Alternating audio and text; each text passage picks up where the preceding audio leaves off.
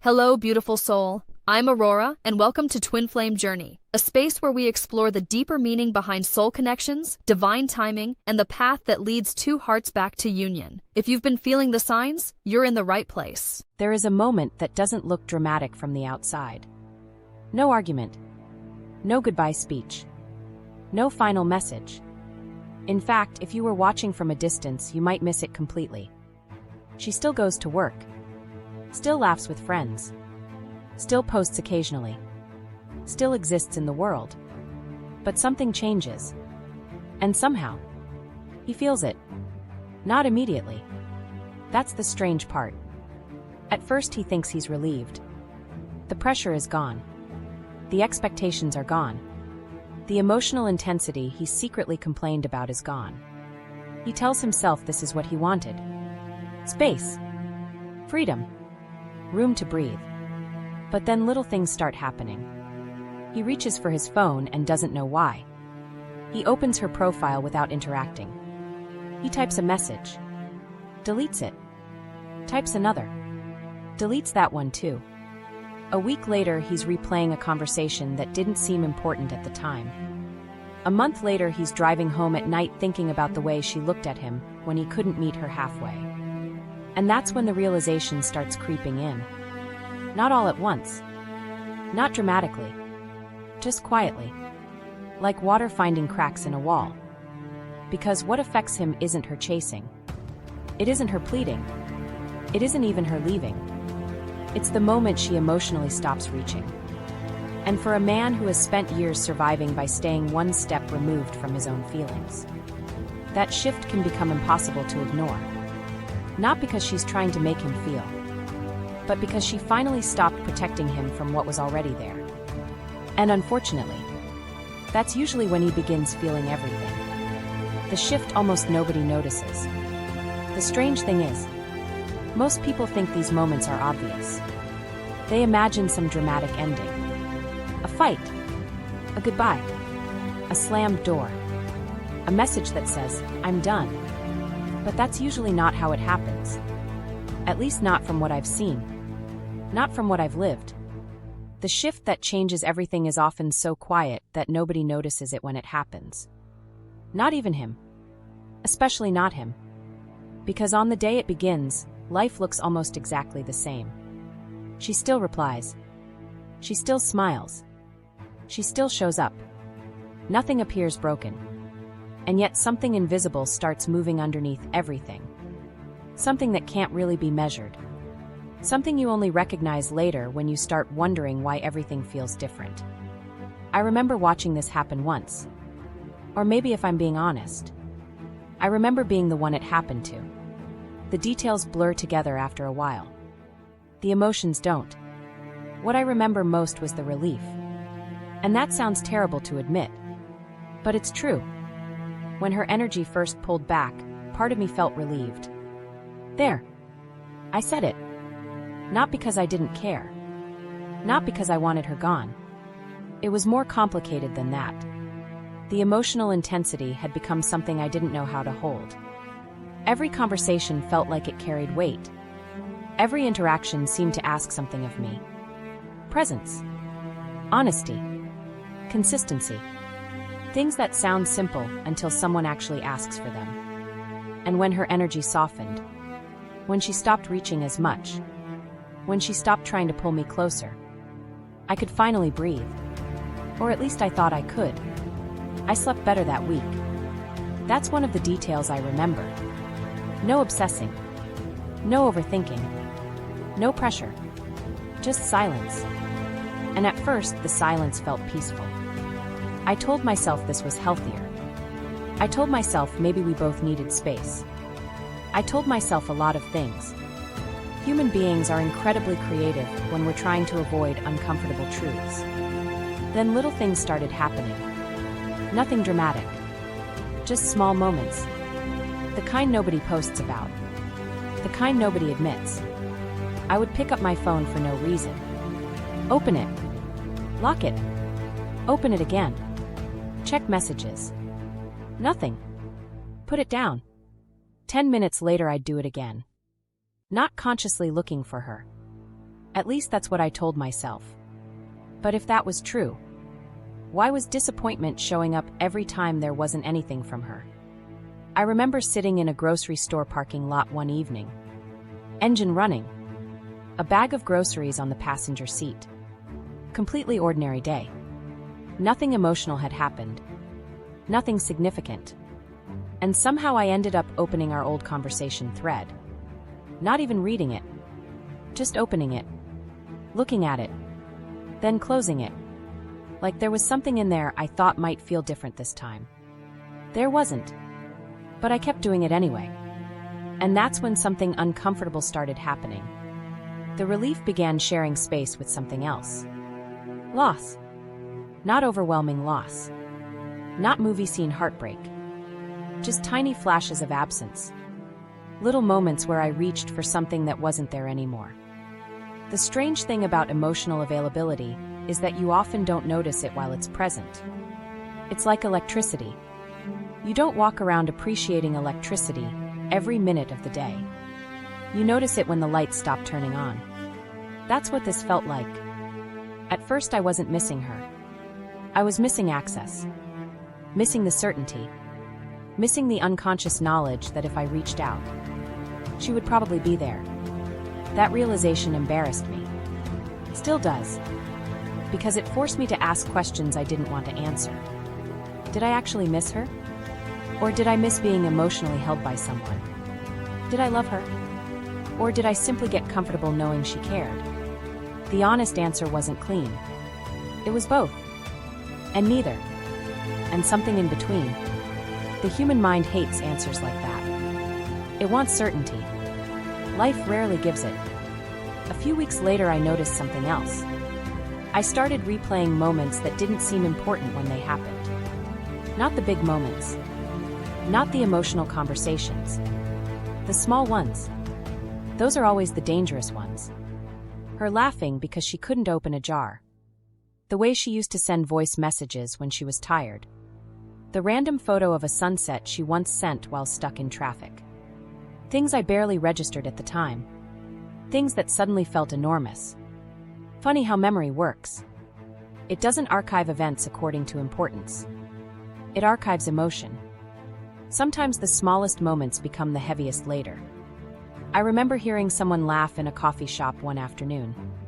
For half a second it sounded like her. Not exactly. Just close enough. My head turned before I even thought about it. The body is strange like that. It reacts before the mind catches up. For a moment I actually felt excitement. Then embarrassment. Then sadness. All within about 3 seconds. Nobody around me knew any of this was happening. I just picked up my coffee and kept walking. That's usually how these things look from the outside. Completely normal. Internally chaotic. And what made it worse was that I still kept telling myself I was fine. You know that conversation people have with themselves? The ridiculous one? The one where nobody actually believes what they're saying? Mine went something like this. I'm okay. Are you? Yeah. Then why are you checking her profile? I'm not checking. You literally checked twice today. I'm just curious. Sure. And the conversation would end there. Because sometimes self-awareness arrives before honesty does. You know exactly what you're doing. You're just not ready to admit why. The truth was becoming harder to avoid. Something had changed. Not externally. Internally. And I think this is the part people misunderstand. When a woman truly pulls her energy back, not as a game, not as a strategy, not to provoke a reaction, but because something inside her has genuinely shifted, the effect isn't immediate. At least not usually. It's delayed. Like emotional mail arriving weeks late. The impact shows up after the noise dies down. After the distractions stop working. After the relief wears off. Because that's when the mind finally has enough silence to hear what it's been avoiding. And unfortunately, some feelings only become audible in silence. I think that's why so many men don't understand what's happening at first. The absence doesn't hurt immediately. The freedom feels good. The space feels good. The reduced pressure feels good. Until one day it doesn't. Until one day the quiet starts feeling different. He reaches for his phone. Nothing. He sees something funny. Nobody he wants to send it to. He has a rough day. Nobody he's expecting to hear from. And suddenly what once felt like freedom starts feeling strangely empty. Not because she disappeared, but because her emotional presence did. And those are not the same thing. One night I caught myself staring at the ceiling long after midnight. No music. No television. Just silence. The kind of silence that gets louder the longer you sit in it. And a thought appeared that I had been avoiding for weeks. Maybe what I was feeling wasn't relief anymore. Maybe it hadn't been for a while. Maybe I was finally feeling the thing that relief had temporarily covered. I remember turning over and laughing to myself. Not because anything was funny. Because sometimes you realize you've spent weeks arguing with reality.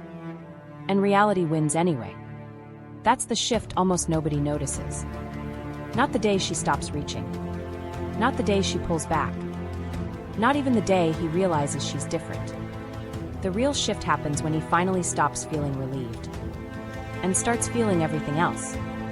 When her attention is no longer waiting for him. I think one of the most uncomfortable truths about human relationships is that we often don't appreciate emotional availability while it's happening. Not because we're bad people. Not because we're intentionally selfish. But because consistency becomes invisible. The sun comes up every morning. We stop noticing it. Someone keeps showing up emotionally. We stop noticing that too. And sometimes that's exactly what happens. She becomes part of the emotional background of his life. Not background in terms of importance. Background in terms of certainty. He gets used to her being there. Gets used to the message. Gets used to the check-in. Gets used to the feeling that no matter how confusing he becomes, no matter how distant he becomes, no matter how long he takes to process things, she's probably still there. Waiting. Not necessarily waiting for him to choose her. Just waiting with emotional openness. And the strange thing is, he may not even realize how much that certainty regulates him. At least not until it's gone. I remember someone once describing it like this. You don't realize how much balance you're getting from a hand resting lightly on your shoulder until the hand disappears. That's what this feels like. The support wasn't loud. It wasn't dramatic. It wasn't controlling. But it was there. And then one day it isn't. Not completely. Just enough. Enough that something feels different. Enough that he notices. Even if he can't explain why. Especially if he can't explain why. Because this isn't usually the moment where she disappears. That's the misconception. She still responds. She still exists. She still lives her life. What changes is something much harder to describe. The emotional orientation changes. The waiting changes. The availability changes. And suddenly he feels something he hasn't felt before. Resistance. Not from her. From reality. Because for the first time, he reaches toward her and doesn't automatically feel her reaching back. And that can be surprisingly unsettling. I remember seeing this happen in myself. I wish I could make it sound more mature than it was. I can't. The truth is embarrassing. There were moments when I wanted space. Then I got space. And somehow I became annoyed by it. Which makes absolutely no sense. Except it does. Human beings are walking contradictions. We want freedom, but we also want reassurance. We want independence, but we want to know we're important.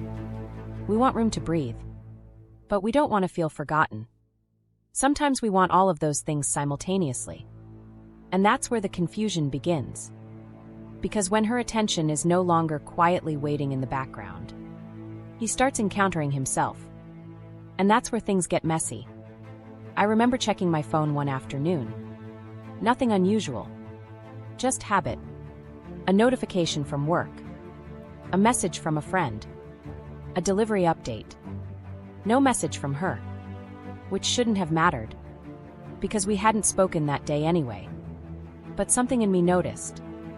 Not consciously, Not dramatically, just a tiny internal reaction, like missing a step on a staircase. That strange sensation where your body reacts before your mind understands why. Then I caught myself doing something ridiculous. Waiting. Not intentionally, just periodically checking. 5 minutes later. 10 minutes later. An hour later. Still nothing. And the truly embarrassing part? I wasn't planning to message her either. I wasn't reaching out. I wasn't initiating.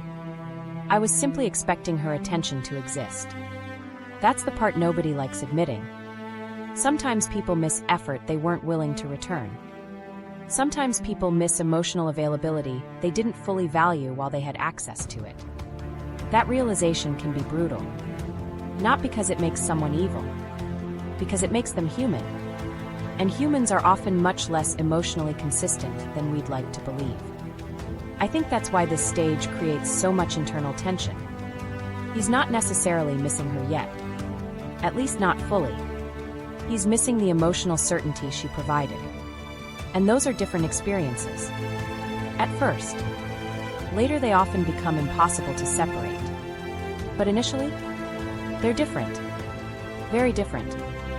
One evening I remember opening social media. Nothing important. Just scrolling mindlessly.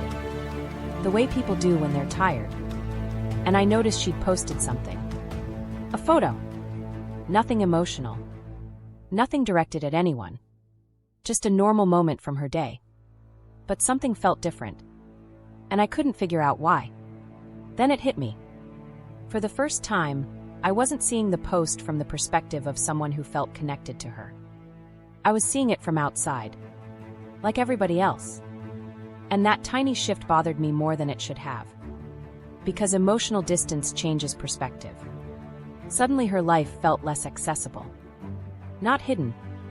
Just no longer revolving around the possibility of me.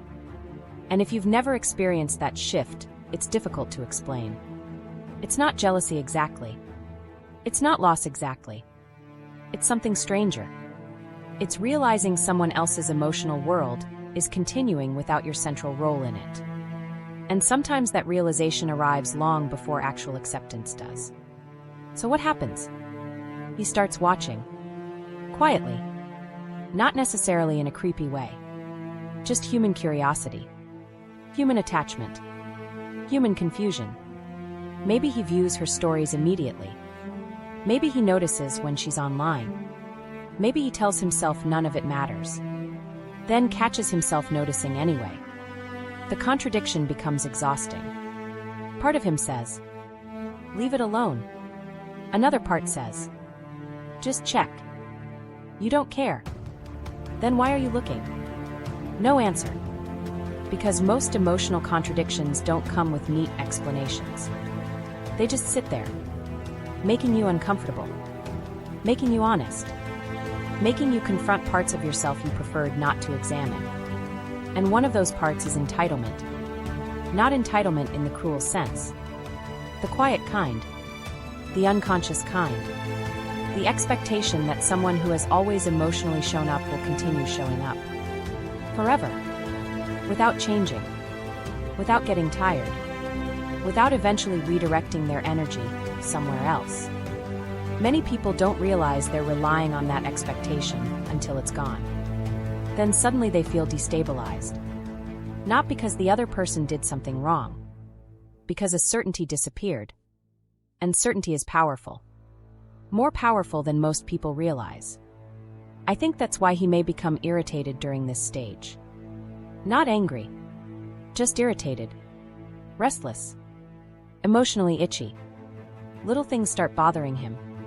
He can't focus. He feels distracted. He feels strangely unsettled. Yet if someone asked him directly what was wrong, he probably wouldn't know how to answer. Or he would lie. Not maliciously. Defensively. I'm just busy. I'm tired. I've got a lot going on. Maybe that's partially true. But often there's something deeper happening underneath. A realization that hasn't fully surfaced yet. A realization that sounds something like this. She isn't waiting anymore. Not in the way she used to. And for a man who unconsciously depended on that emotional availability. That realization lands slowly. Sometimes painfully slowly. I remember lying awake one night after a completely normal day. No argument. No interaction. Nothing happened. Yet something felt off. And eventually I had to admit something I didn't want to admit. Part of me had assumed she would always be emotionally available. Not because she promised to. Because she'd always been that way. I had mistaken consistency for permanence. A lot of people do. Then another thought appeared. One I really didn't enjoy. Maybe I wasn't upset because she changed. Maybe I was upset because I expected her not to. That thought sat with me for a while. Longer than I wanted it to. Because it exposed something uncomfortable. Sometimes we want freedom and loyalty at the same time. Space and devotion at the same time. Distance and emotional access at the same time. We rarely say it out loud because it sounds unreasonable. But emotionally, many people live there. Many people stay there for years. And when reality finally interrupts that arrangement, the feelings begin. Not all at once. Not dramatically. Just little cracks. Tiny moments. Moments where he reaches for a certainty that's no longer there. Moments where her attention no longer feels parked outside his emotional door waiting patiently. Moments where he realizes she is becoming her own center again.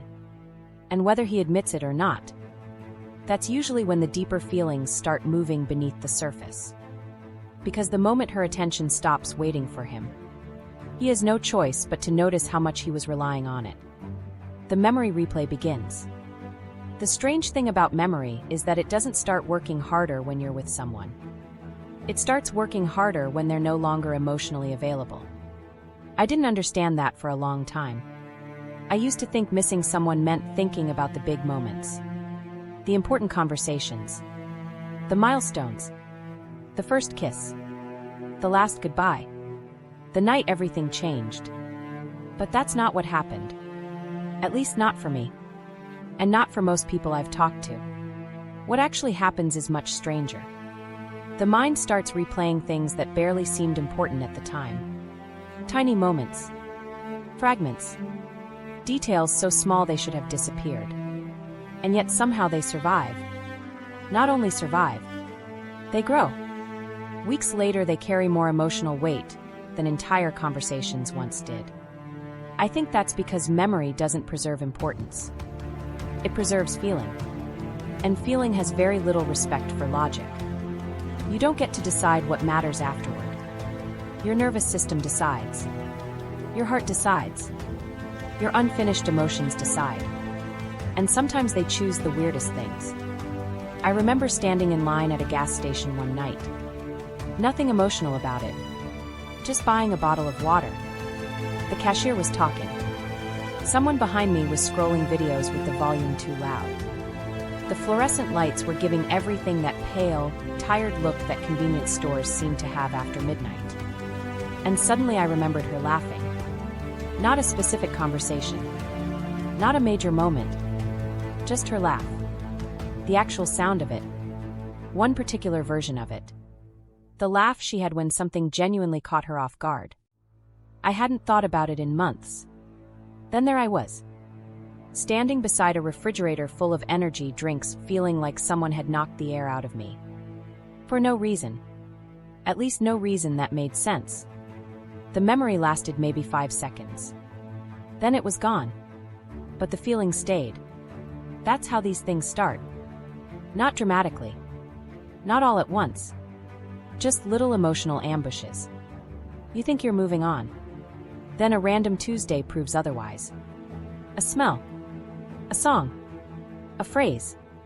A restaurant. A laugh. A color. Something opens a door you forgot existed. And suddenly you're back there. I remember another moment. I was driving home late one evening. Traffic was light. Windows down. Nothing particularly emotional happening. Then a song came on. Not our song. Not even close. Just a song she once played in the car. One time. That's it. One time. And somehow I could remember exactly where we were. The traffic light. The weather. The way she looked out the passenger side window while the song played. I couldn't remember what I had for lunch 2 days earlier. But somehow my brain had preserved that. Why? I don't know. Memory is irrational. Maybe because emotional experiences aren't stored like information. They're stored like fingerprints. The feeling remains long after the details disappear. And that's where things start getting difficult for him. Because these memories don't ask permission. He doesn't schedule them. He doesn't invite them. They arrive. Usually when he's distracted. Usually when his guard is down. And sometimes they bring questions with them. Questions he spent weeks avoiding. I remember sitting alone one night and replaying a conversation we'd had months earlier. At the time it felt insignificant. One of those conversations people have while doing something else. Half distracted. Half present. She had said something simple. Something about feeling tired. Something about feeling emotionally exhausted. I don't even remember the exact words. What I remember is my response. Or more accurately, my lack of response. I had brushed past it. Changed the subject. Moved on. Not intentionally. Just carelessly. And months later that moment came back. Not because the conversation mattered. Because what it revealed mattered. Sometimes regret doesn't arrive when you make the mistake. Sometimes regret arrives when you finally understand it. And understanding can be painfully late. That's another uncomfortable truth nobody likes talking about. A lot of men don't realize what a moment meant until long after it happened. Not because they're incapable of caring. Because they're often processing emotional experiences in real time while simultaneously trying to avoid them. Which creates this strange delay. An emotional lag. Life happens. Then understanding shows up 3 months later. Sometimes 6. Sometimes years. And by then there's nobody around to explain it to. Nobody around to apologize to. Nobody around to tell. You just sit there. Remembering. Replaying. Learning something too late. I think that's why the memory stage becomes so consuming. Because the memories aren't actually about the past. They're about unfinished emotional understanding. The mind keeps returning because something still feels unresolved. Something still doesn't fit. Something still wants attention. Even if the relationship itself is over. And the memories become increasingly specific. Painfully specific. Not the big things. Never the big things. The way she tucked one leg underneath herself while sitting on the couch. The way she said okay, when she was slightly annoyed but trying not to start an argument. The way she took forever to decide what to order at restaurants. The way she always seemed colder than everyone else in movie theaters. Ridiculous details. Tiny details. Details that should have disappeared. But don't. Because attachment lives in details. Not grand gestures. Details. I remember opening my phone one night and seeing an old photo buried deep in my camera roll. I wasn't looking for it. That's the annoying part. I wasn't searching. It just appeared. One of those automatic memory features. And immediately I felt two completely opposite emotions. Warmth. And grief. At exactly the same time. Which is a strange experience if you've never felt it. Part of you smiles. Part of you hurts. Part of you is grateful it happened. Part of you wishes it never ended. The human heart is terrible at choosing one feeling. It usually keeps several at once. That's why healing, or whatever people call it, is never linear. One memory makes you smile. The next one ruins your evening. Then the next one makes you laugh again. It's chaos. Quiet chaos. But chaos nonetheless. And then something even stranger begins happening. The memories start changing. Not the facts. The perspective. Because when someone is emotionally available to you, you often experience them differently than when they're gone. Distance creates clarity. Not always. But sometimes. And suddenly moments you once dismissed begin looking different. Moments you thought were ordinary begin revealing things you missed. I remember replaying a dinner conversation. Nothing dramatic happened. Nobody cried. Nobody confessed anything. Nobody left. It was just dinner. Yet months later, I realized she had been trying to tell me something important. Not directly. People rarely do. She was offering pieces of herself. Little openings. Little opportunities for intimacy. And I kept responding intellectually. Practically. Safely. Never fully entering the emotional space she was inviting me into. At the time I thought everything was fine. Months later I saw the distance. Months later I saw myself. And honestly, that was harder. Because eventually the memories stop being about her. They start becoming mirrors. And that's where the real discomfort begins. Because now he isn't just remembering her. He's remembering who he was. How he acted. What he avoided. What he minimized. What he misunderstood. And unfortunately, memory has a cruel habit. It removes the distractions. It removes the excuses. It removes the emotional noise, leaving only the truth. Or at least a version of it. The version that's hardest to avoid. I think that's why some nights feel heavier than others. It's not because he misses her more. It's because certain memories carry certain realizations. And realizations have weight. Especially delayed ones. Especially the kind that arrive after the opportunity is gone. I remember one particular night lying in bed staring at the ceiling. Phone face down. Apartment completely silent.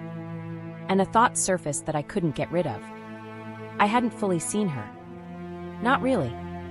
Not while she was there. Not in the way I thought I had. I saw parts of her. I appreciated parts of her. But I don't think I fully understood her presence until I experienced her absence. And the moment that realization appeared, another thought followed. One I didn't particularly enjoy. Maybe that's what the memory replay is actually doing. Maybe it isn't trying to torture him. Maybe it isn't trying to keep him stuck. Maybe it's trying to finish a lesson that emotional avoidance interrupted. Because memory has a strange purpose sometimes. It brings us back to moments we rushed through. Moments we misunderstood. Moments we weren't fully present for. And it asks us to sit with them again. Only this time, without the distractions. Without the defenses. Without the certainty that there will be another chance. And that's why the memory replay becomes so powerful. Because eventually he stops remembering what happened. And starts understanding what it meant. And those are two very different things. The part of him that wanted love and resented it. I think one of the hardest truths to admit is that sometimes a man can genuinely want love. And resent it at the exact same time. Not because the woman did anything wrong. Not because he enjoys hurting people. Not because he's secretly heartless. The truth is usually much messier than that. Love asks things from us. Not always verbally. Not always directly. But it asks. It asks for presence. It asks for vulnerability. It asks for consistency. It asks for parts of us we've spent years learning how to avoid. And sometimes that's where the conflict begins. Because part of him wants closeness. Deeply. Desperately even. But another part of him experiences closeness as pressure. Responsibility. Exposure. Risk. So the moment intimacy starts feeling real, something inside him starts moving in the opposite direction. I've seen it happen. I've lived it. And honestly, it's one of the most confusing experiences a person can have. Because from the outside it makes no sense. You spend weeks wanting someone, thinking about them, missing them, imagining being closer to them. Then finally you get closer. And suddenly you're uncomfortable. Suddenly you're restless.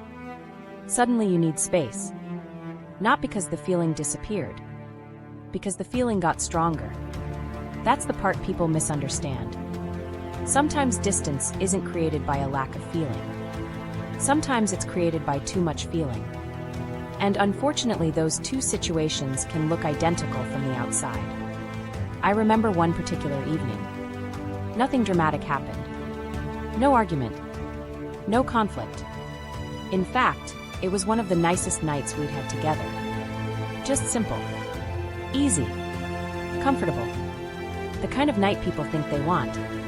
The kind of night I thought I wanted. We sat talking for hours. No phones. No distractions. No tension. At one point there was a long silence. Not awkward silence. Comfortable silence. The kind where neither person feels the need to fill the space. I remember looking at her and feeling something settle inside me. Something calm. Something warm. Something safe. And if I'm being honest, that feeling scared me. Not in the moment. The fear arrived afterward. The next day. Maybe 2 days later. Because safety sounds beautiful until you're someone who's learned to survive without it. Then safety feels unfamiliar. And unfamiliar things often get mistaken for danger. That's one of the strangest psychological tricks the mind plays. You can spend years craving connection. Then panic when it arrives. Not because you don't want it. Because your system doesn't know what to do with it. I remember becoming distant after that night. Not intentionally. Not consciously. At least not at first. I just started responding slower. Thinking more. Pulling back slightly. Creating a little emotional space. Nothing dramatic. Just enough. Enough that she noticed. Enough that I noticed. But not enough that either of us could fully explain it. Looking back now, I understand what was happening. At the time I didn't. At the time I told myself I was busy. Tired. Overwhelmed. Stressed. Maybe some of that was true. But underneath all of it was something simpler. The connection had become real. And reality is much harder to manage than fantasy. Fantasy is safe. Fantasy doesn't require action. Fantasy doesn't require vulnerability. Fantasy doesn't ask you to show up consistently. Reality does. That's why some men seem most comfortable before a relationship fully develops. Before expectations exist. Before emotional accountability exists. Before someone truly matters. Because once someone matters, everything changes. Now your actions have consequences. Now your absence affects someone. Now your inconsistency hurts someone. Now your choices carry emotional weight. And if you're not used to that kind of intimacy, it can feel overwhelming. I remember another moment. One that still makes me cringe a little. She had sent a genuinely vulnerable message. Nothing dramatic. Just honest. The kind of message that takes courage to send. The kind where someone lowers their guard. I read it. Felt moved by it. Felt closer to her because of it. And then, I disappeared for almost an entire day. Which makes absolutely no sense. Until you understand what was happening internally. The message created intimacy. The intimacy created vulnerability. The vulnerability created fear. The fear created distance. A completely irrational sequence. But a very human one. I wish people talked more honestly about this. Not to excuse it. Not to justify it. Just to explain it. Because sometimes the behavior looks cold when the actual experience is panic. Sometimes the withdrawal looks intentional when it's actually confusion. Sometimes the silence isn't confidence. It's overwhelm. And overwhelm doesn't always look emotional. Sometimes it looks like a man suddenly becoming obsessed with work. Or the gym. Or errands. Or anything that creates structure. Anything that allows him to avoid sitting with what he's feeling. I remember cleaning my apartment one night after a particularly emotional conversation. Not casually cleaning. Aggressively cleaning. Scrubbing counters. Organizing drawers. Vacuuming places that didn't need vacuuming. It took me years to realize what that was. My body was trying to create control. Because emotionally I felt exposed. And exposure is uncomfortable. especially for people who've spent years hiding behind competence, productivity, independence, humor, logic, anything except emotional vulnerability. The strange thing is, while all of this is happening, he often genuinely misses her. That's the contradiction.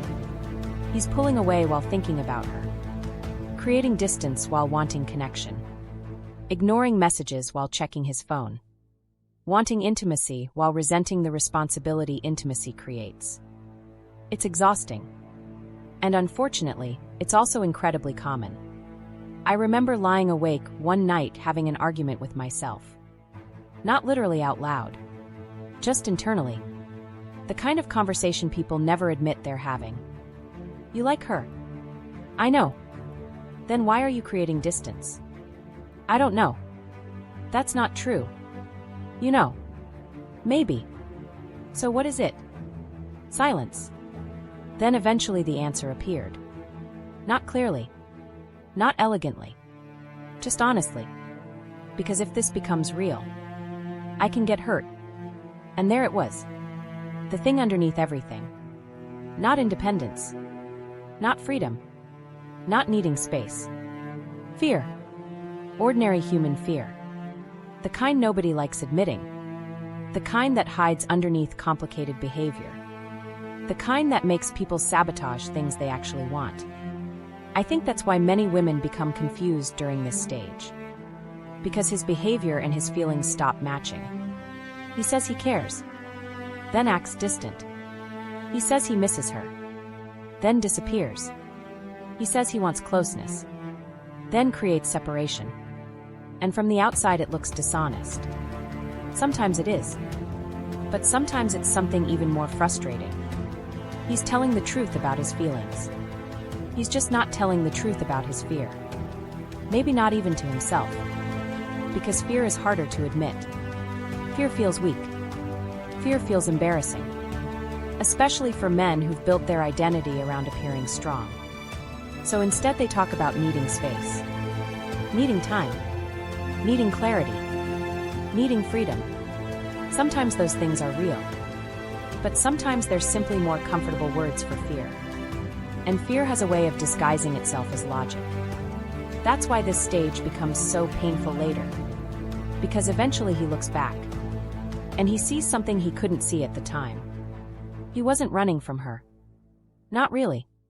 He was running from what loving her required him to confront inside himself. The uncertainty. The vulnerability. The possibility of loss. The possibility of rejection. The possibility that someone could matter enough to change him.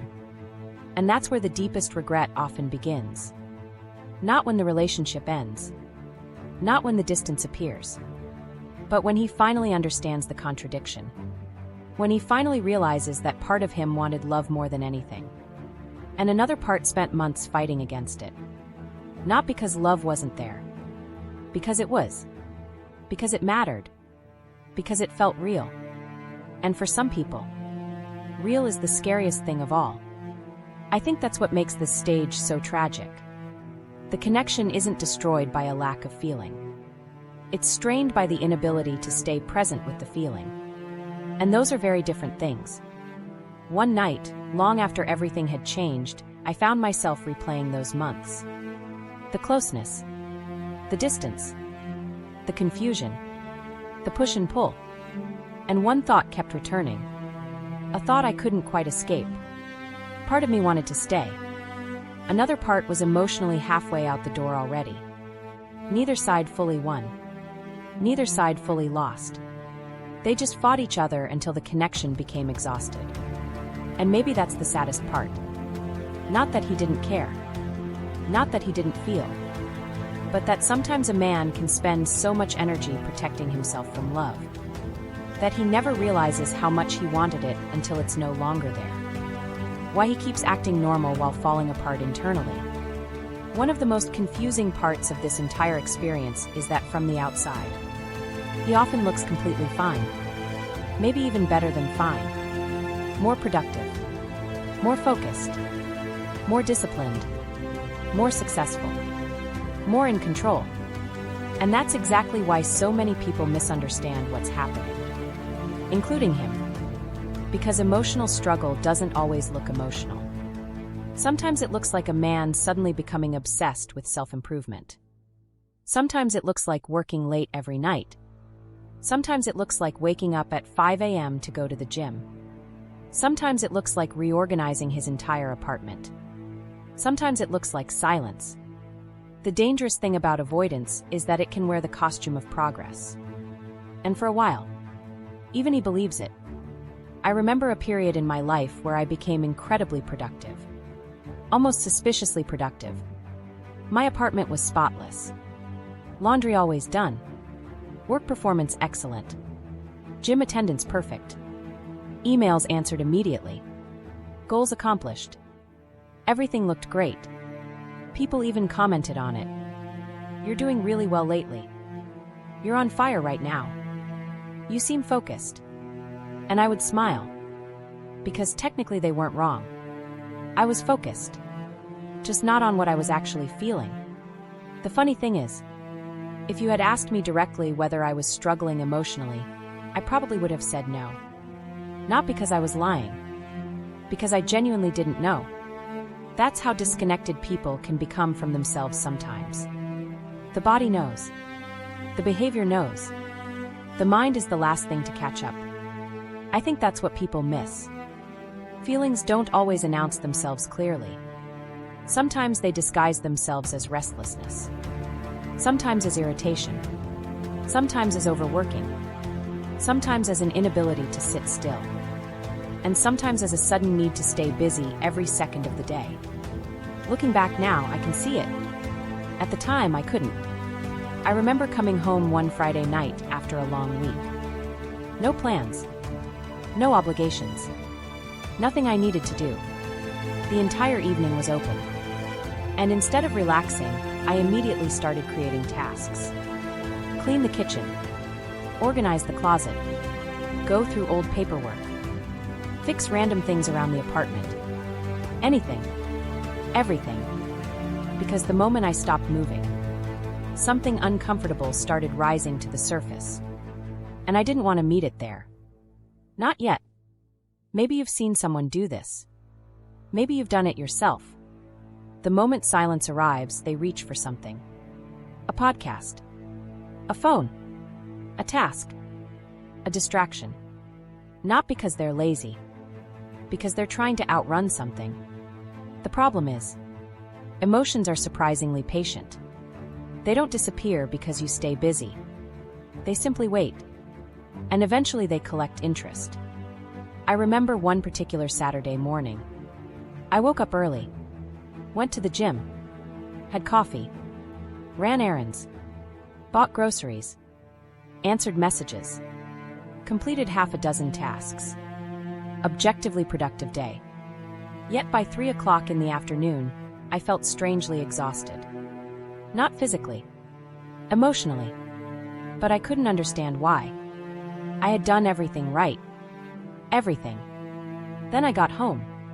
Set my keys on the counter. And suddenly the apartment felt incredibly quiet. Not peaceful. Quiet. There's a difference. And for the first time all day, there was nothing left to do. No task. No destination. No distraction. Just me.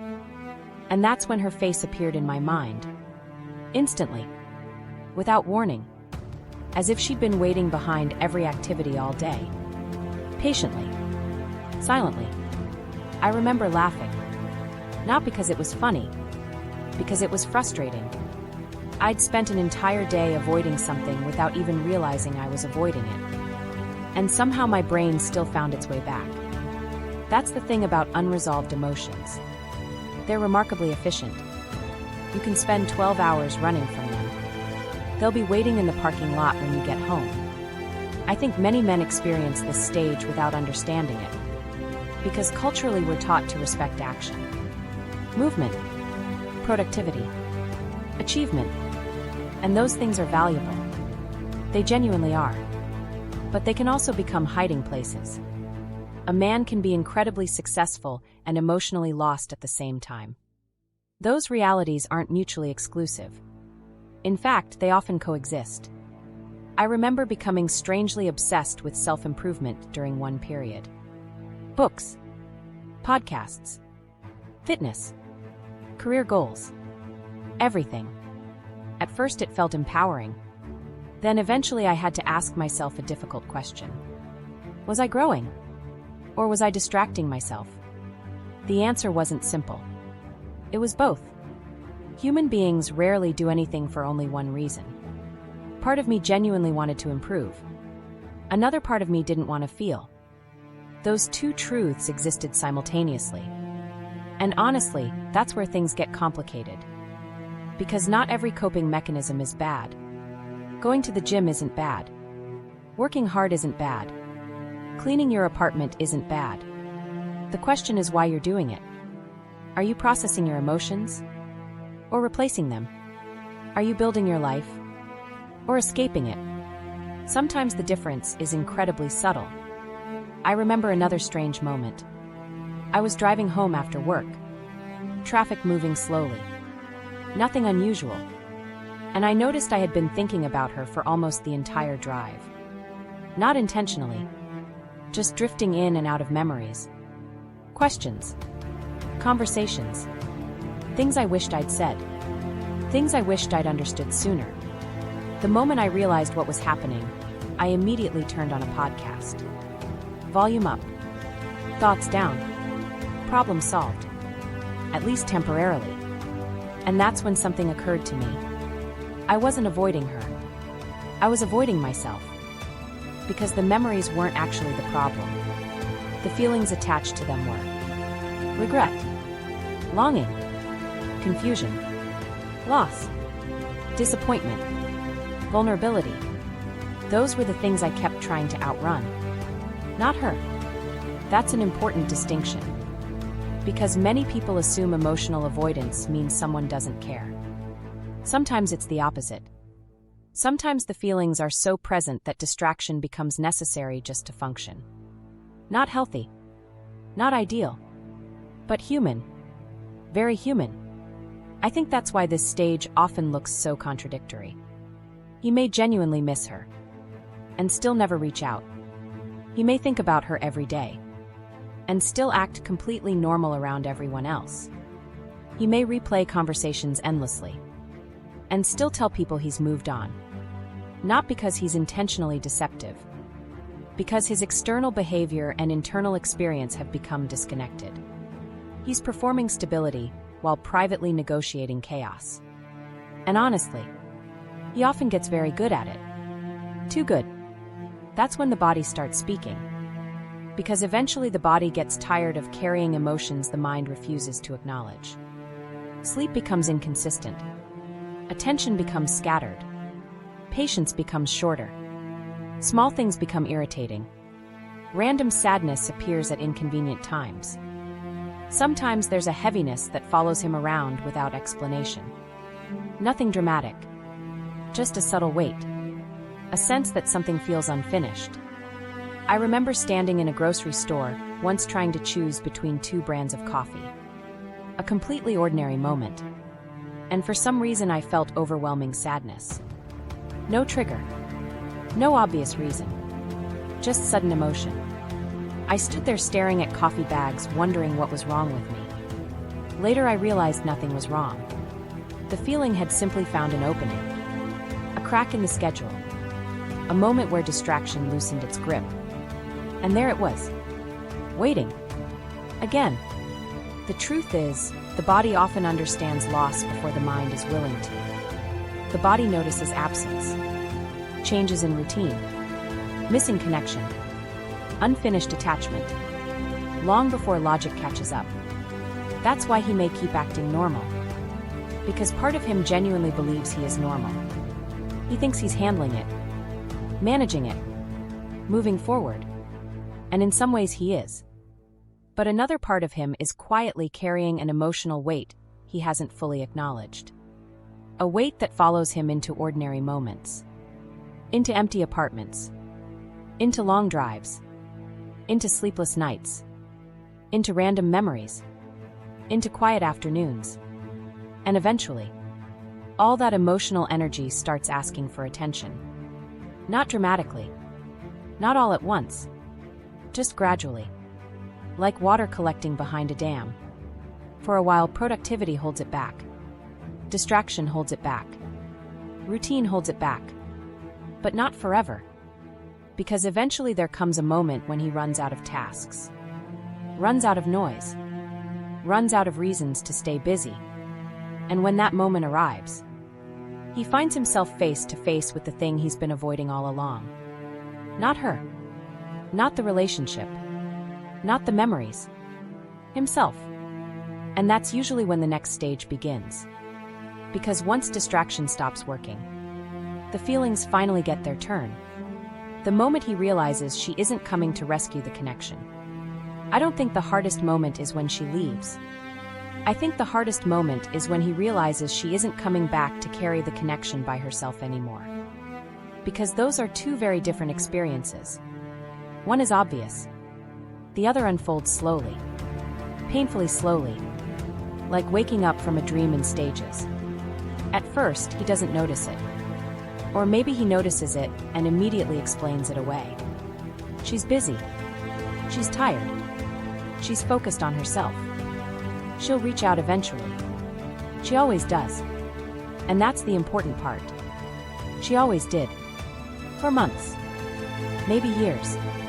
Whenever the distance grew too large, she crossed it. Whenever the silence stretched too long, she softened it. Whenever the connection started slipping through his fingers, somehow she found a way to hold on a little longer. Not perfectly. Not endlessly. Just enough. Enough that somewhere deep inside him, an assumption quietly formed. An assumption he probably never said out loud. Maybe never even consciously recognized. The assumption that she would keep trying. The assumption that if things became too disconnected, she would eventually bring them back together. And assumptions are dangerous. Especially the ones we don't realize we're making. Because they don't feel like assumptions. They feel like reality.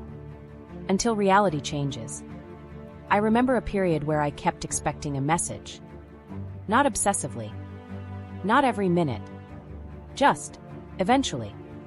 The way you expect the sun to come up tomorrow. The way you expect your favorite coffee shop to still be on the corner.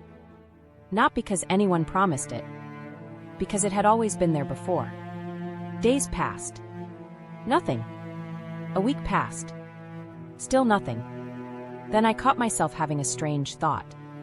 She's probably waiting for me this time. The thought arrived quietly. Almost casually. Then another thought followed. What if she isn't? I wish I could explain how uncomfortable that realization felt. Not devastating. Not dramatic. Just unsettling. Like discovering a door you've always assumed would be unlocked is suddenly closed. Not locked forever. Just closed. And somehow that changes everything. Because once that possibility enters his mind, he starts noticing things differently. The silence feels different. The distance feels different. Even her absence feels different. Before, the space felt temporary. Now it starts feeling intentional. Not in a cruel way. Not in a punishment way. Just real. That's what makes it difficult. Reality rarely announces itself dramatically. Usually it arrives through accumulation. One unanswered expectation at a time. I remember checking my phone one evening. Nothing unusual. The same habit I'd developed months earlier. The same reflex. The same glance. But this time something strange happened. Instead of wondering when she'd message, I found myself wondering if she would. The question itself felt different. Because for the first time, certainty was gone. And certainty had been carrying more weight than I realized. People talk a lot about attachment. Not enough people talk about expectation. Expectation is powerful. Expectation can make a fragile connection feel stable. Expectation can make distance feel temporary. Expectation can convince you that nothing is changing even while everything is changing. Until eventually the evidence becomes impossible to ignore. And that's usually when bargaining begins. Not openly. Not dramatically. Internally, quietly, he starts making deals with reality. Tiny emotional negotiations. If she posts something, maybe that's a sign. If she watches my story, maybe she still cares. If enough time passes, maybe she'll reach out. If I wait a little longer, maybe. The human mind loves maybe. Maybe keeps hope alive. Maybe postpones grief. Maybe creates one more reason not to fully accept what's happening. I remember opening old conversations during this stage. Not because I was trying to relive the past. At least that's what I told myself.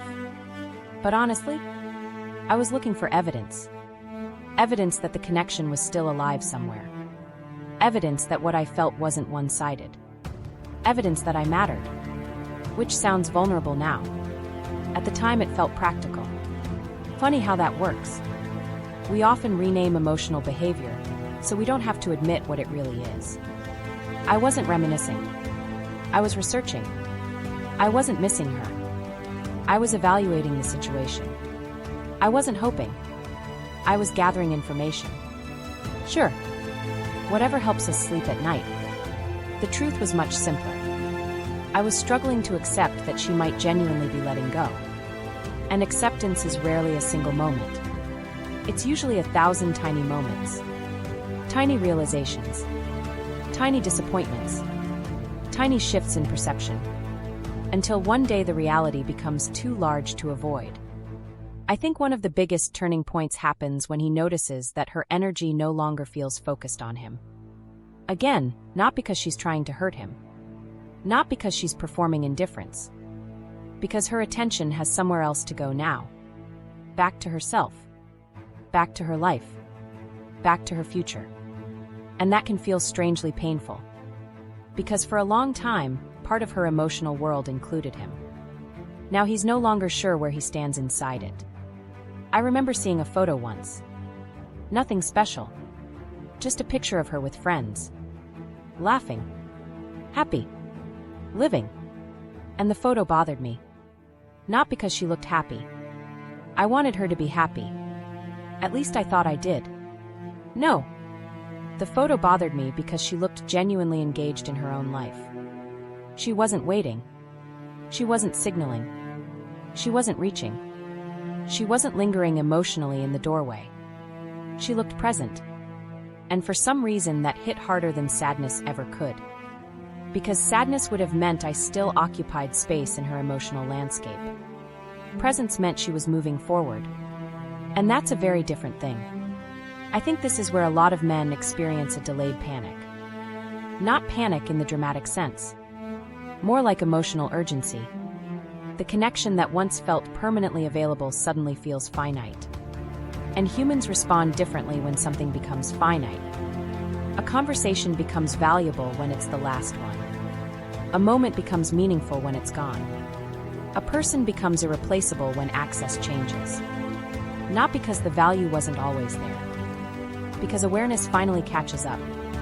I remember an internal conversation I had one night. One of those brutally honest moments that usually happen after midnight. The kind where exhaustion weakens all your defenses. Do you miss her? Yes. Then why haven't you done anything? Are you waiting? Maybe. For what? I didn't know. And that was the problem. I was waiting for something undefined. Waiting for a sign. Waiting for certainty. Waiting for emotional safety. Waiting for a guarantee that didn't exist. Meanwhile, reality was continuing without my permission. And that's the painful thing about these moments. Time doesn't stop while someone figures out their feelings. Other people keep living. Keep growing. Keep changing. Keep healing. Whether you're ready or not. I think eventually he begins noticing a deeper fear underneath everything. Not fear that she's angry. Not fear that she's hurt. Something else. The fear that she has genuinely accepted what he still hasn't. The fear that she's made peace with an ending he's still negotiating. And that's a difficult realization to sit with. Because suddenly the question changes. It stops being, will she come back? And becomes, what if she doesn't need to? That question has a different weight, a different texture, a different kind of silence attached to it. Because now he can no longer rely on the possibility that she will rescue the connection. No longer rely on her emotional persistence. No longer rely on her willingness to keep carrying both people through uncertainty. Now the responsibility feels visible. And visibility changes everything. Especially for someone who spent months assuming there would always be another chance. I think that's why this stage hurts. Not because hope disappears completely. Because hope becomes uncertain. And uncertainty forces honesty. The honesty that says, she may not come back this time. She may not reach out. She may not reopen the conversation. She may not carry this anymore. And for the first time, he has to confront something he has been avoiding for a very long time. The possibility that the connection won't be lost because nobody cared. The possibility that it will be lost because one person eventually became too tired to keep holding it together alone. And once that realization arrives, something inside him changes. Not all at once, not dramatically, but permanently. Because from that moment forward, the silence no longer feels temporary. It starts feeling real. And reality has a way of making every unfinished feeling suddenly much harder to ignore. The embarrassing things he never admits. This is the chapter most people don't talk about. Not because it isn't real. Because it's embarrassing. Because it doesn't fit the image. Because it conflicts with the version of himself he prefers to believe. The confident version. The detached version. The version that claims everything is fine. The version that says he has moved on. The version that acts unaffected. The truth? Sometimes that version is performing. Not intentionally. Not maliciously. Just protectively. Because underneath that image are behaviors he would probably never admit out loud. Behaviors that make no sense. Behaviors that contradict everything he says. Behaviors that expose feelings he is still trying to hide from himself. I know this because I've done them. I've watched other people do them. I've listened to men describe them years later after enough time had passed for honesty to become easier. And almost every time, the story sounds the same. Not exactly the same. Human beings are too complicated for that. But close enough. Close enough that you start recognizing the pattern. It usually begins with curiosity. At least that's what he calls it. Curiosity sounds harmless. Curiosity sounds rational. Curiosity sounds better than longing. So he tells himself he's just curious. Then he opens her profile. Nothing dramatic. Just a quick look. 30 seconds. Maybe a minute. Then he closes it. Done. Except he's not done. Because 2 days later he does it again. Then again. Then again. And eventually he develops a strange little ritual. One he never planned. One he never consciously chose. Yet somehow it keeps happening. He's waiting for the elevator. Checks. Lying in bed. Checks. Sitting in traffic. Checks. Waiting for coffee. Checks. Not because he's obsessed. Because he's hoping to feel something. Or maybe hoping not to. Sometimes even he doesn't know. That's the confusing part. The behavior becomes automatic long before the meaning becomes clear. I remember one night opening someone's profile and immediately closing it. Then opening it again. Then closing it again. The second time I caught myself and actually laughed. What exactly was I expecting? A secret message? A hidden confession? Some dramatic evidence that the universe revolved around my emotional confusion? The answer was obviously no. And yet there I was. Looking anyway. Because logic and emotion rarely travel at the same speed. Logic knew there was nothing to find. Emotion kept searching. I think that's why this stage becomes so uncomfortable. He starts noticing contradictions he can no longer explain away. He says he doesn't care. Then notices every update. He says he's letting go. Then replays conversations while brushing his teeth. He says he's focused on himself. then spends 20 minutes wondering who liked her photo. None of it feels good. None of it feels dignified. And that's exactly why it stays hidden. People love talking about profound emotional realizations. Nobody wants to talk about checking someone's profile 3 times in one afternoon. But honestly, the second one is often more real. I remember another moment. One of those moments I would never have admitted back then. She posted a photo. Normal photo. Nothing provocative. Nothing emotional. Nothing directed at anyone. Just a picture. And immediately my brain started doing something ridiculous. Analyzing. Who took the photo? Where was she? Who was she with? Why did she choose that caption? Did the caption mean anything? Was I imagining things? Probably. Definitely. Yet there I was anyway, creating theories from absolutely nothing. The mind can become surprisingly creative when it's searching for emotional certainty, especially after certainty disappears. And that's another thing nobody talks about. How much energy gets spent looking for signs? Tiny signs. Meaningless signs. Signs that probably aren't signs at all. Because uncertainty is uncomfortable. Human beings would rather invent explanations than sit inside ambiguity. I remember seeing that she had viewed a story once. That's it. Viewed a story. An action that means almost nothing. And somehow my brain turned it into a full psychological investigation. What does it mean? Was it intentional? Was she curious? Does she still think about me? The reality? She probably opened an app. That's it. That's the whole explanation. But emotions aren't interested in realistic explanations. They want comforting explanations. Or painful ones. Anything except uncertainty. Uncertainty is torture. So the mind fills in the blanks. And usually gets it wrong. I think what makes this stage particularly difficult for men is pride. Pride doesn't necessarily stop feelings.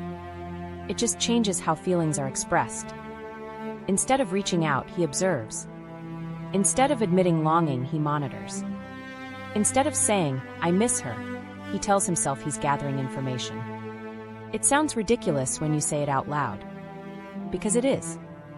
But human beings do ridiculous things when they're emotionally conflicted. Especially when vulnerability feels dangerous. I remember typing a message once. Not sending it. Just typing it. Then deleting it. Then typing another version. Deleting that too. Then another. And another.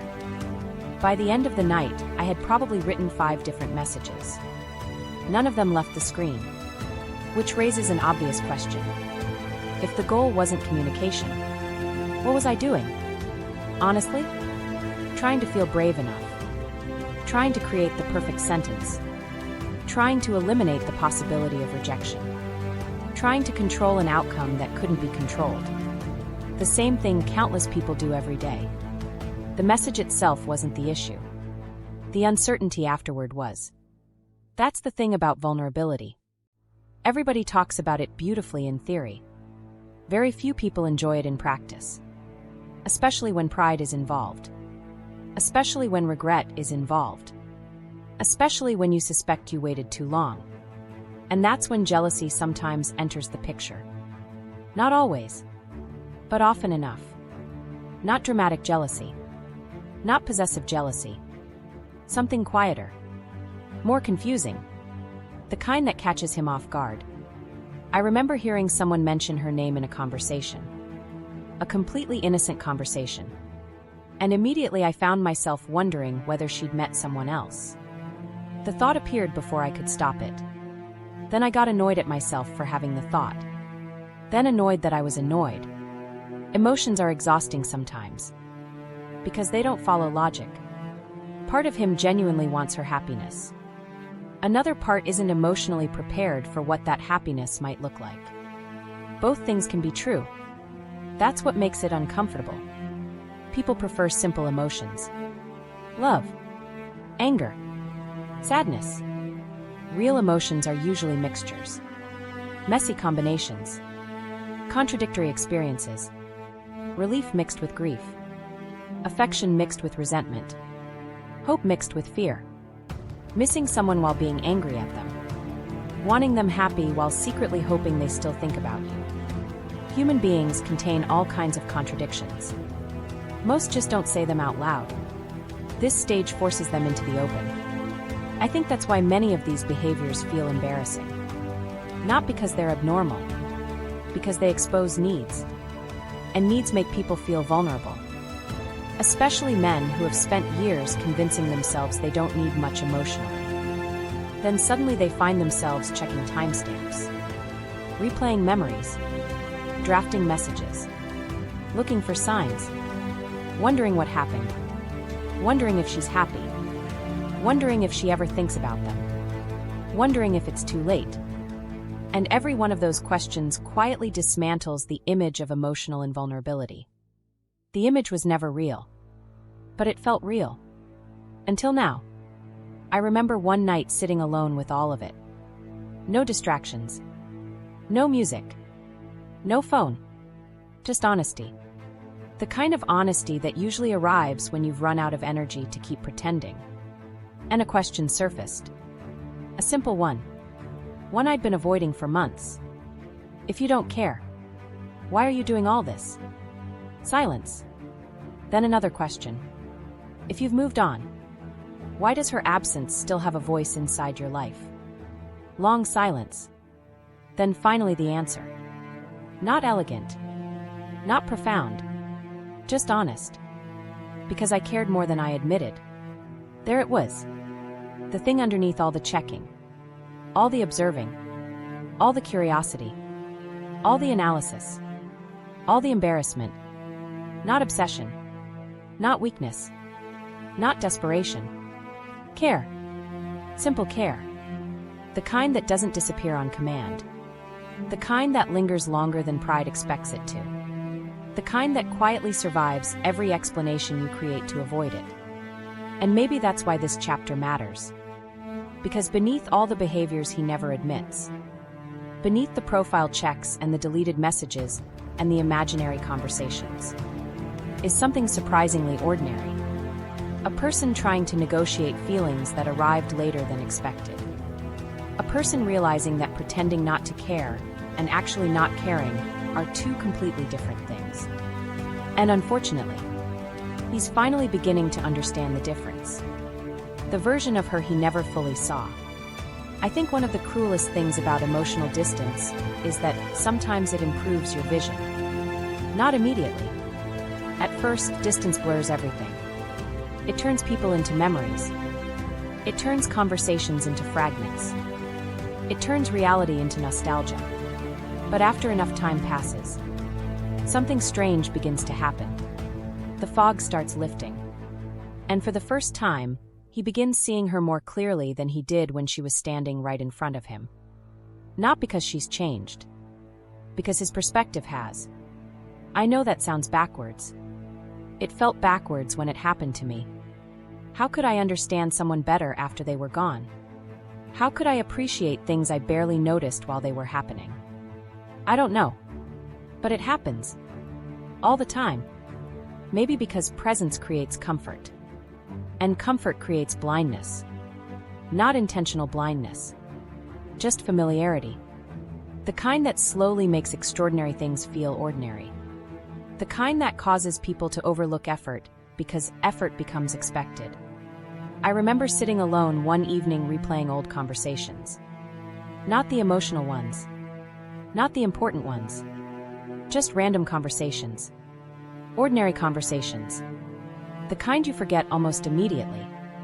And suddenly I started noticing things I had missed before. Little things. Patterns. Ways she had shown up. Ways she had cared. Ways she had tried. Not dramatically. Not loudly. Just consistently. I think consistency is one of the most underrated forms of love. Because consistency isn't exciting. It doesn't create movie scenes. It doesn't create viral stories. It's quiet. Predictable. Easy to overlook. Until it's gone. Then suddenly you realize how much emotional weight it was carrying. I remember one winter evening when I was sick.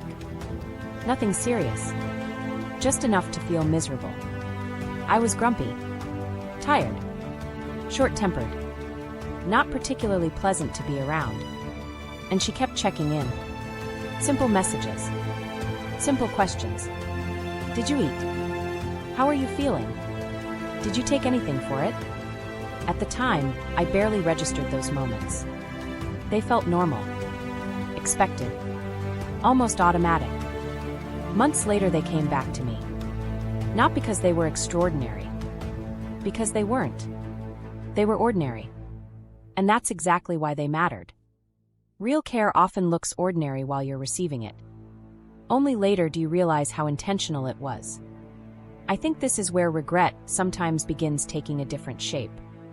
Earlier stages were mostly about missing her. Missing access. Missing connection. Missing certainty. This stage is different. Now he's beginning to see value he previously underestimated. And that's a much heavier feeling. Because longing can be soothed by fantasy. Understanding cannot. I remember another memory surfacing unexpectedly. We were walking somewhere.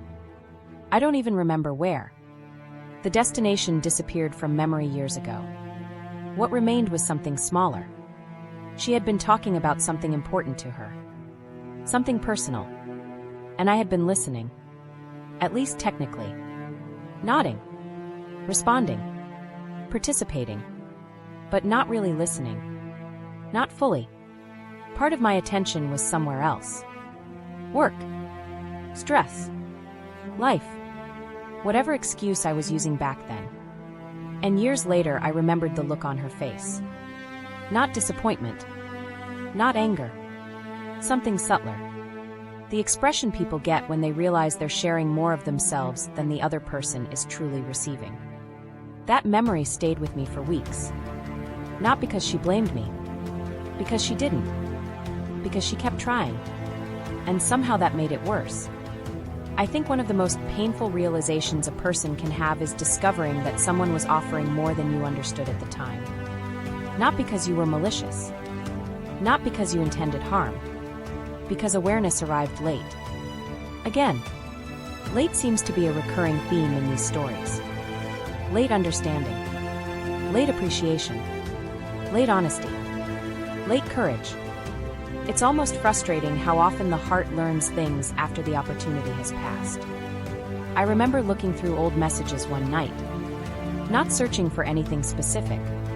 Just scrolling. And I noticed something. She was constantly creating opportunities for connection. Tiny opportunities. Easy to miss.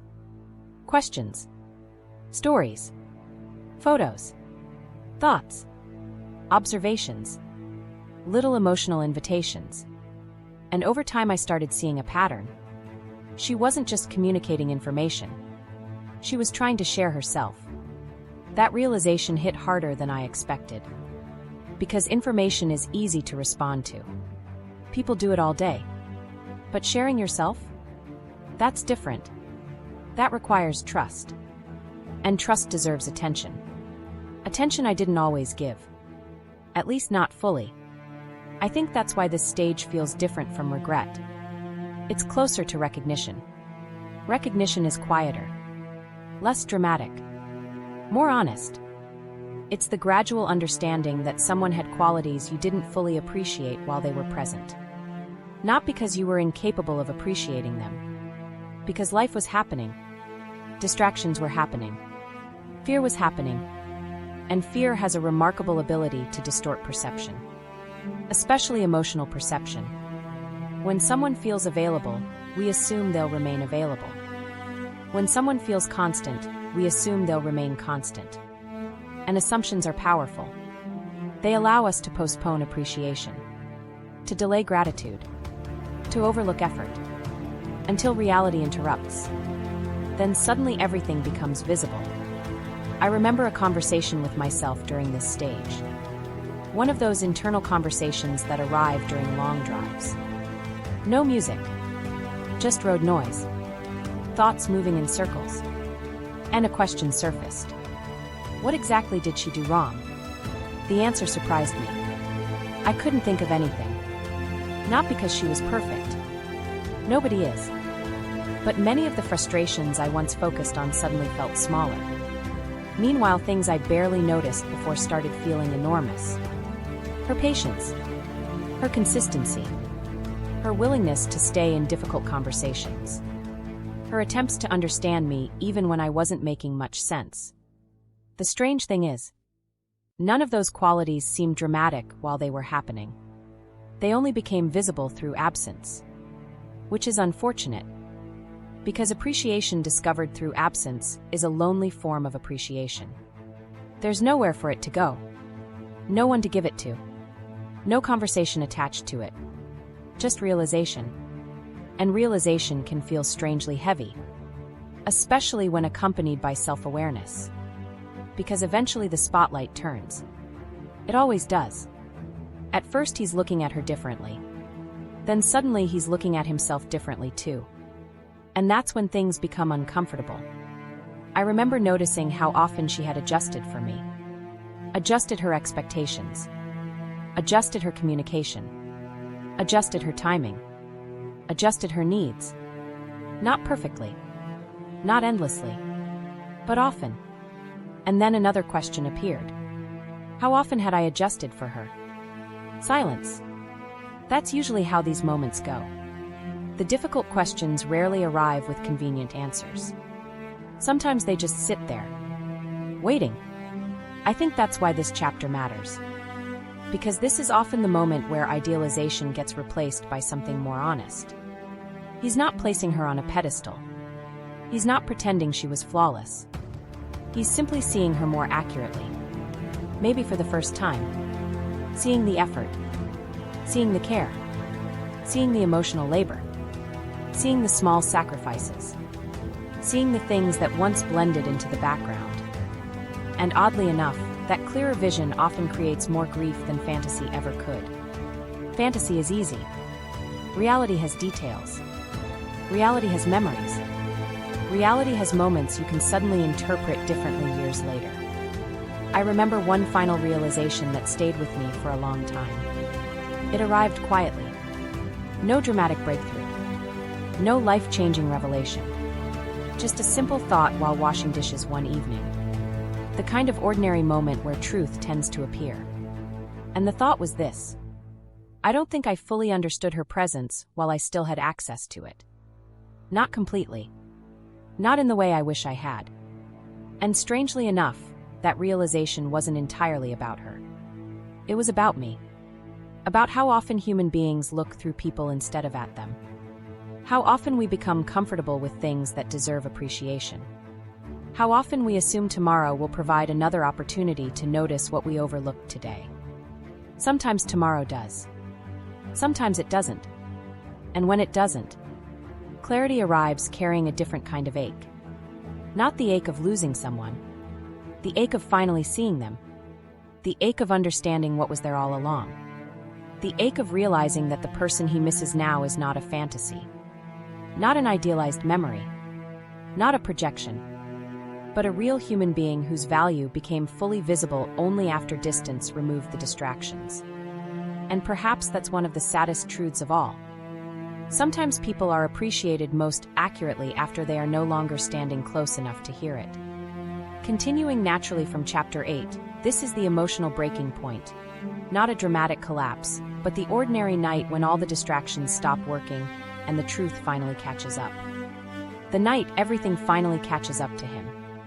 Most people imagine emotional breaking points as dramatic events. A phone call. A goodbye. A tearful confession. A moment that clearly separates before from after.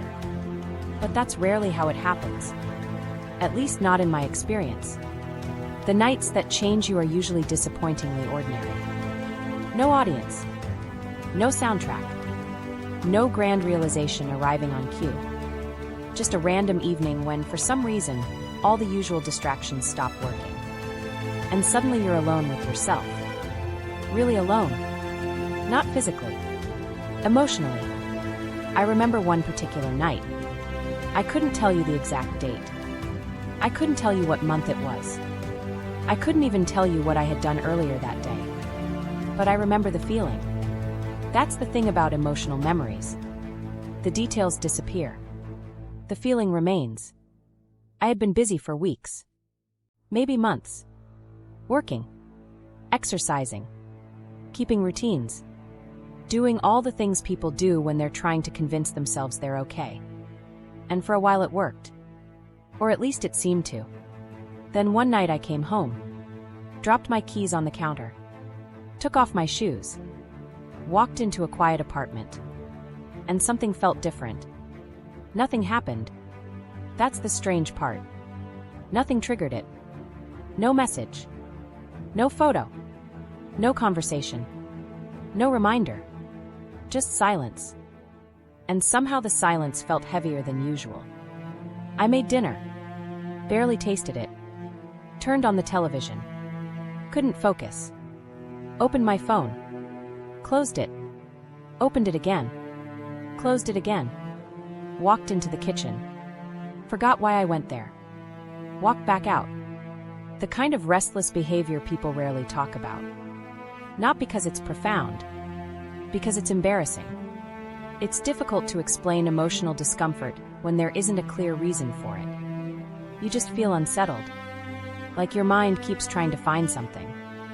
Like there's a missing object in a room you can't identify. Eventually I gave up pretending to be productive. I sat down. And for the first time in a long time, I stopped distracting myself. That's when everything started arriving. Not one memory. Not one feeling. Everything. The conversations. The silences. The missed opportunities. The things I understood too late. The things I never said. The things she probably felt that I never fully recognized. It was like my mind had been storing boxes in a warehouse for months. And suddenly someone opened all of them at once.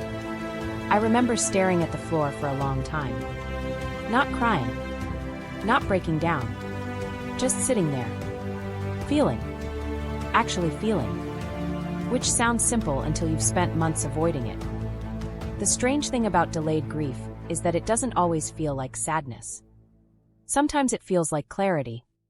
Sometimes it feels like exhaustion. Sometimes it feels like acceptance fighting with denial. Sometimes it feels like relief and heartbreak somehow occupying the same space. I know that sounds contradictory.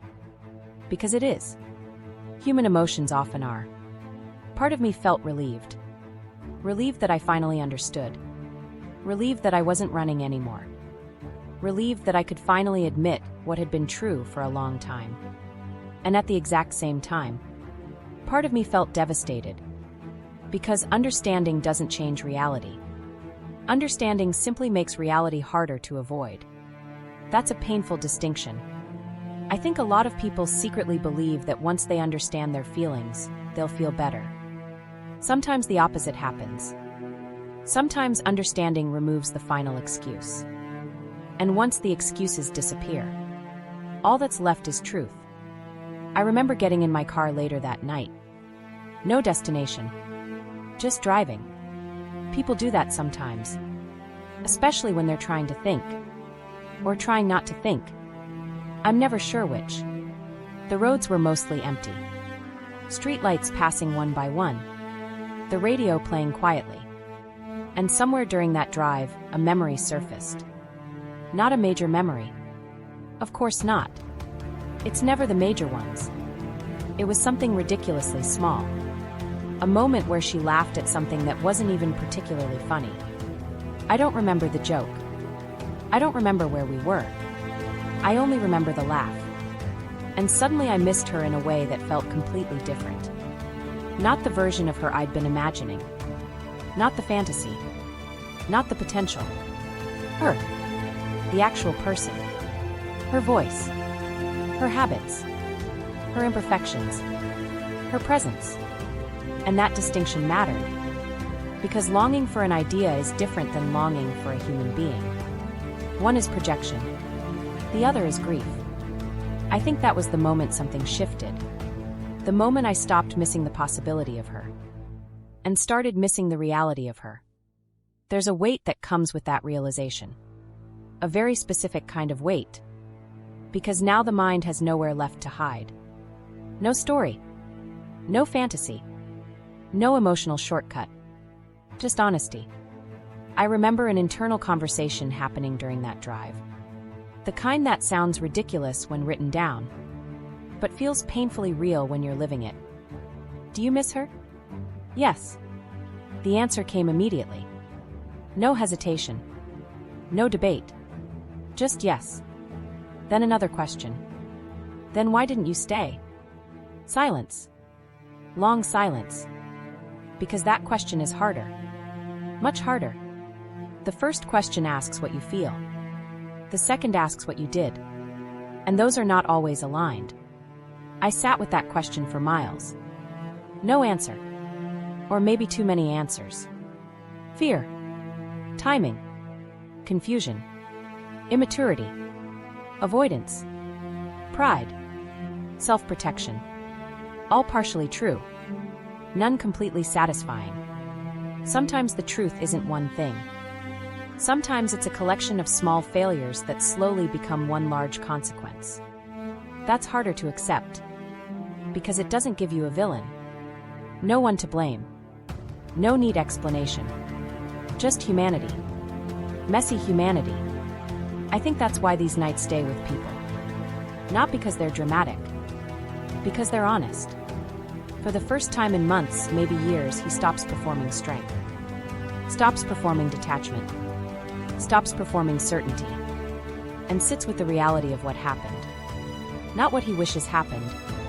Not what he tells other people happened. What actually happened. And reality has details. Reality remembers things. Reality asks difficult questions. I remember stopping at a red light and realizing something that made my chest hurt. She wasn't the only person I had misunderstood. I had misunderstood myself too. For months I had called fear needing space. Called avoidance being overwhelmed. Called emotional distance being practical. Called longing curiosity. Called regret reflection. Every feeling had been given a safer name. A less vulnerable name. And now those names were falling apart. Leaving the actual emotions underneath. Not pretty. Not philosophical. Just real. I cared. More than I admitted. Longer than I admitted. Deeper than I admitted. And somehow that truth felt both freeing and painful. Freeing because honesty always creates relief. Painful because honesty doesn't reverse consequences. The road kept moving beneath me. The city kept existing. People kept living their lives. Nothing had changed externally. Yet internally something felt irreversible. Like crossing a line you can't uncross. Because once you fully acknowledge a feeling, you can no longer pretend it isn't there. I think that's why these moments matter. Not because they solve anything. Most of the time they don't. The relationship may still be over. The silence may still exist. The distance may still be real. But something changes inside him. The resistance weakens. The denial weakens. The performance weakens. And in that space, something unexpectedly human appears. Grief. Not dramatic grief. Not cinematic grief. Just ordinary grief. The kind that sits beside you quietly. The kind that doesn't need attention. The kind that simply says, "This mattered." That's all. Not that it was perfect.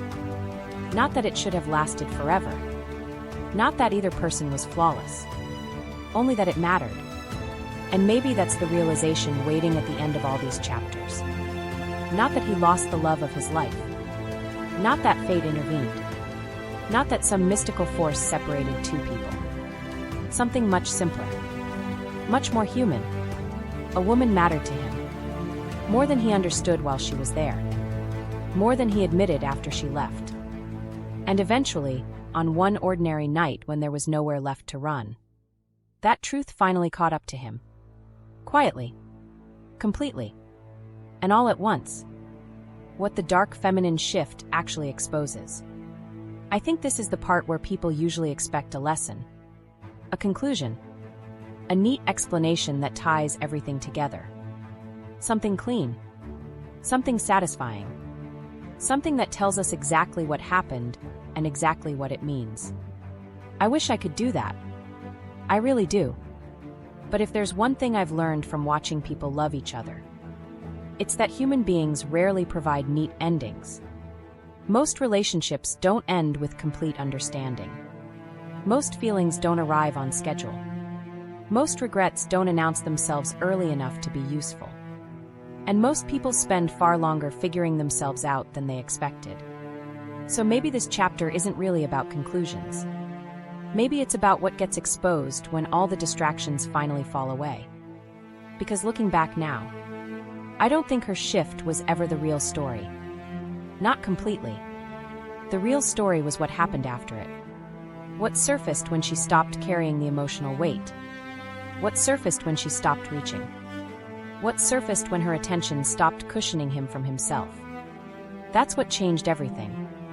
Because for a long time, he wasn't just connected to her. He was also protected by her. Not intentionally, not consciously, but protected nonetheless. Protected from certain questions. Protected from certain realizations. Protected from certain emotions. As long as she remained emotionally available, there was always another chance. Another conversation.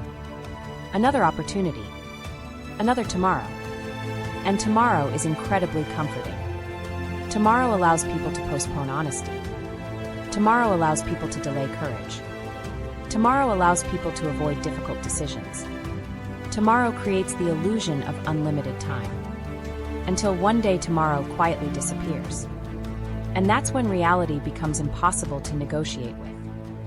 I remember realizing something that made me deeply uncomfortable. For a long time, I had been treating emotional availability like a renewable resource. As if it would always replenish itself. As if patience would always reset. As if understanding would always be available. As if care would simply remain waiting in the background forever. I never consciously believed that. But my behavior suggested otherwise. And behavior is often more honest than thought. That realization stayed with me. Because it exposed something I didn't want to see. Not about her. About me. About how easy it is to appreciate someone's effort only after it stops. How easy it is to notice someone's value only after access changes. How easy it is to mistake consistency for permanence. I think that's one of the hardest truths in all of this. Not everyone leaves because they stop caring. Sometimes people leave because caring became exhausting. Sometimes they leave because they finally accept what the other person keeps postponing. Sometimes they leave because they've reached the limit of what hope can carry. And that's not cruelty. That's reality. Reality doesn't always look dramatic. Sometimes reality looks like a woman quietly reclaiming her energy. Quietly accepting what is. Quietly redirecting her attention back toward herself. No revenge. No game. No performance. Just acceptance. And acceptance can be surprisingly powerful. Especially when someone else is still negotiating. I think that's why this shift affects him so deeply. Not because she becomes unavailable. Because she becomes unavailable to the version of reality he was relying on. The version where there was always more time. Always another chance. Always another conversation waiting in the future. Once that version collapses, something else appears. Responsibility. Not blame. Responsibility. Those are different things. Blame asks, who's at fault? Responsibility asks, what was my role? Blame points outward. Responsibility points inward. And inward is usually where the hardest answers live. I remember another late-night conversation with myself. One of the last ones. The kind that arrives after you've spent months trying to explain everything. Months trying to understand. Months trying to create a story that feels manageable. Eventually I asked myself a question. A very simple question. If she had never pulled away, would you have confronted any of this? Silence. Long silence. Then honesty. Probably not. And that answer changed something. Because suddenly the entire experience looked different. The distance wasn't the lesson. The exposure was. The silence wasn't the lesson. The awareness was. Her absence didn't create the feelings. It revealed them. That's an important distinction. People often talk as if separation creates emotion. Sometimes it doesn't. Sometimes separation simply removes distractions. And what remains was already there. Waiting. Ignored. Unacknowledged. Delayed. But there. I think that's why so many men eventually reach a strange realization. The feelings they experience after she pulls away aren't necessarily new. They're accumulated. Months of postponed understanding. Months of avoided vulnerability. Months of emotional truths arriving late. All finally showing up at once. Like unopened mail piling up behind a door. The moment the door opens, everything falls out. And unfortunately, some lessons arrive after the opportunity attached to them has already passed. That's the part nobody wants to hear. Because we love redemption stories. We love reunions. Second chances. Perfect timing. Life sometimes offers those things. Sometimes it doesn't. Some men reach out. Some don't. Some reconnect. Some never speak again. Some apologize. Some remain silent. Some finally become emotionally honest. Some continue hiding from themselves. Human beings are unpredictable that way. There isn't one ending. There are thousands. And maybe that's what makes this chapter feel different. We're no longer talking about outcomes. We're talking about exposure. What got revealed? What became impossible to ignore? What finally surfaced? For some men, it's grief. For others, regret. For others, gratitude. For others, self-awareness. Usually it's a combination. Rarely just one thing. I remember someone asking me once, "So what was the point of all of it?"